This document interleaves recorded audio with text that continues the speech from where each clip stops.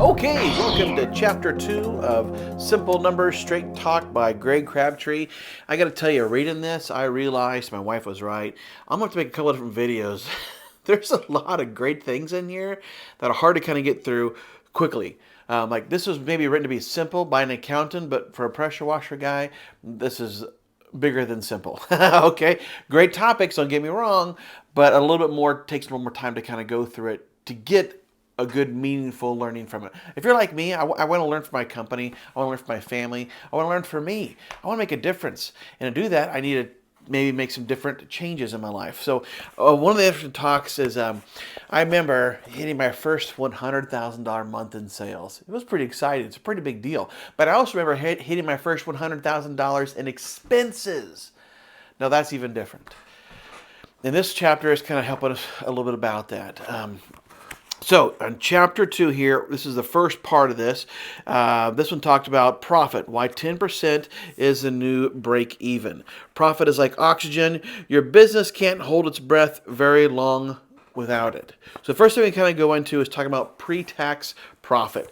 Or another term I've heard of many people talk about is EBITDA. EBITDA, however you want to say it, which is earnings before taxes, interest, depreciation, and appreciation. I took a lot of notes on this one today, guys. I tell you what. Okay, so why is that important? Well, when you do your taxes, or you have your tax person do that, at the end of the year, they kind of wave their magical, accounting wand, and all of a sudden, you pay less in taxes, or all of a sudden, your business looks like it made money, right? Because all of a sudden, they're taking out the interest, they're depreciating on your truck, so you bought a $50,000 truck, and you're going to use it for 5 years, you depreciate that over 5 years. If you know what I'm talking about, just talk to your accountant. I'm not an accountant, though, but those are some of the things you do. And so when you change all that, all of a sudden your company could look profitable. Like we talked about last time, moving things on your plate, make it look like you ate something. Well, this way makes it look like you made something.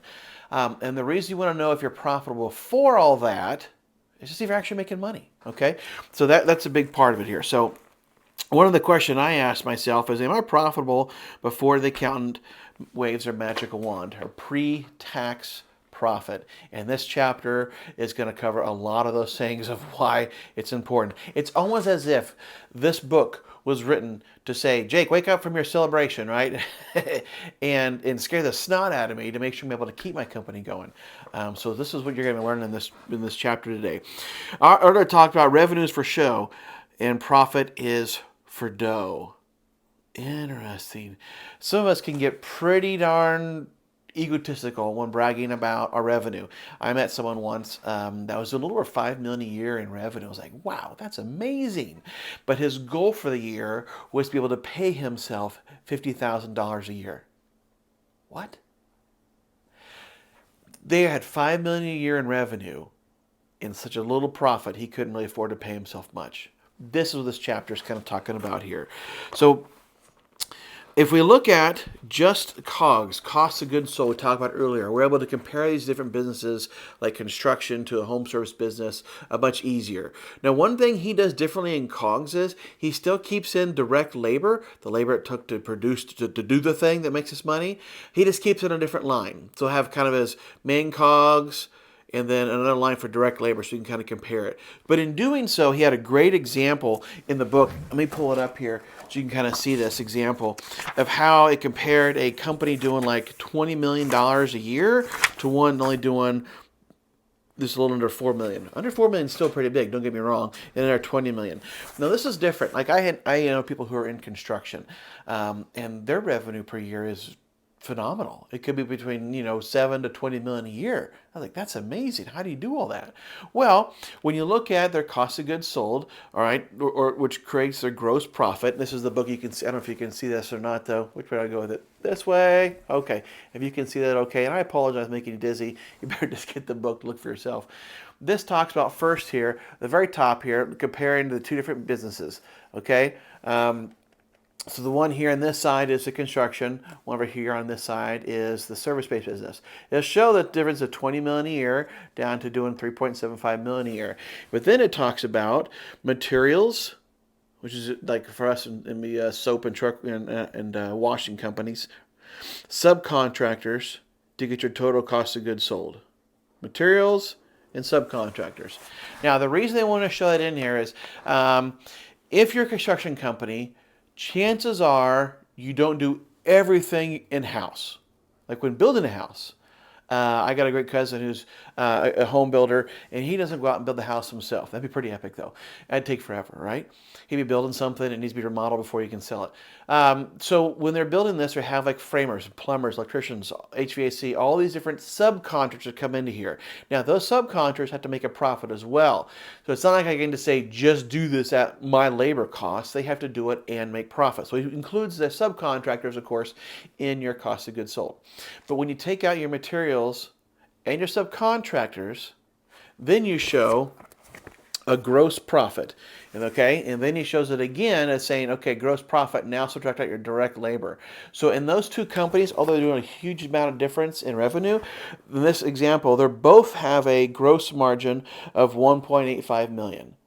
So that company's doing 20 million in revenue, but really is only making 1.8 gross profit. Remember, gross is the cost of doing the thing. And then after all of that, you have all the other overhead expenses. So they both have, shop rents, facilities. They both have a marketing budget. They both have salaries for management and admin, which we're going to talk about a little later on here. They both have payroll taxes. And when it came down to their net operating income, under $1 million, both of them. 625,000. And you look clear down here to pre-tax profit, they're both making $500,000 a year in pre-tax profit. One is showing an 18% rate, and the other one is showing also an 18% rate. Okay? So that's interesting. Can you imagine doing all that work to make $500,000 a year in profit? That sounds pretty good. But another company can do a whole lot less and make the same amount in profit. This is what it talks about. I don't know if you're like me, but my bank doesn't like me paying my bills in talk, but in dollars, all right? Dollars, right? I had a buddy who says $20 is $20, especially as in profit. I pay my bills in profit, and so do you. So how do we make more of that profit? But then also, why is it important to make profit? This now talks about when you start scaling up, okay? So when you first going to calculate how much profit do I need, how much does it cost me to operate? It doesn't go into much detail about that in this chapter, but will later on. But it does talk about this term called break even. Break even is when all my revenue and all my expenses out and I have zero left over, okay? That's a break even. He talks about what your break even is. That's a picture of a dead business. Oh, that didn't sound good. If you experience break even, your business is pretty much dead, right? I'm not making anything. He talks about if you have a business that's doing 5%, that shows a business that's on life support, which means it's almost into the other side. So he says your business really should be at 10%, which is good. 15% and above is even better or great. Isn't that interesting? So if you plan to break even, because I want to pay less in taxes, you're planning to be a dead business. Now, we're not saying that to ourselves. But that's kind of the consequence of our decisions. So how do we make these profit? He's going to kind of go more into detail about that. But I want some of the things I want to kind of cover on those things. So let me go into my notes here. Where are we at here? Okay. Interesting example comparing these contractors. Difference in revenue. Why the revenue can we not tell the whole story? Oh, that was another interesting part.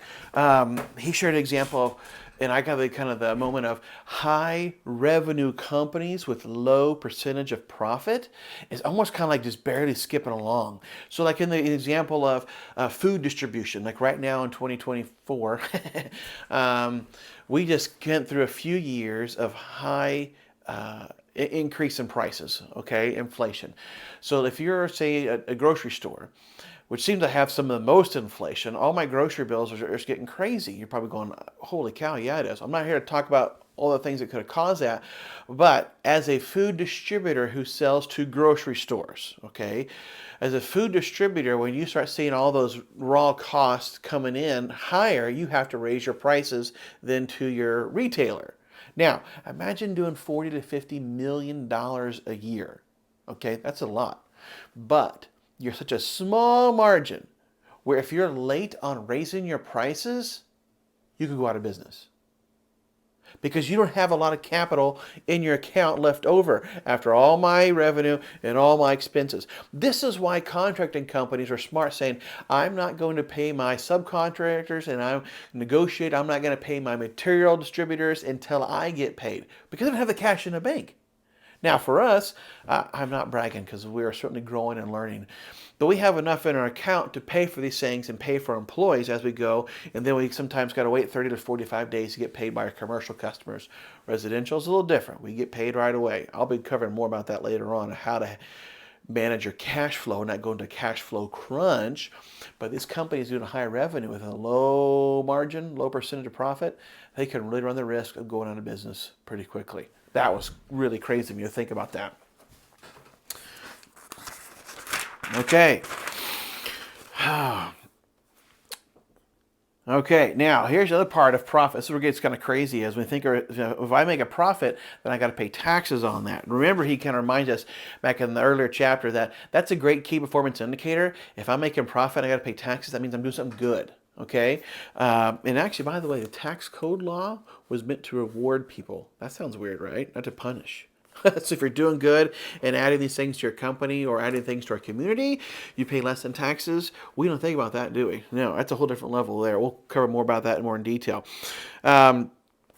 Okay, so when you reach, this is where it kind of gets a little spooky. He's going to talk about the black hole stage, which I'm going to be covering here a little bit more on the next video. Like I said, too many nuggets for me to make a change in my business all at once. I got to break it down into bite sizes. He talks about this thing called the black hole.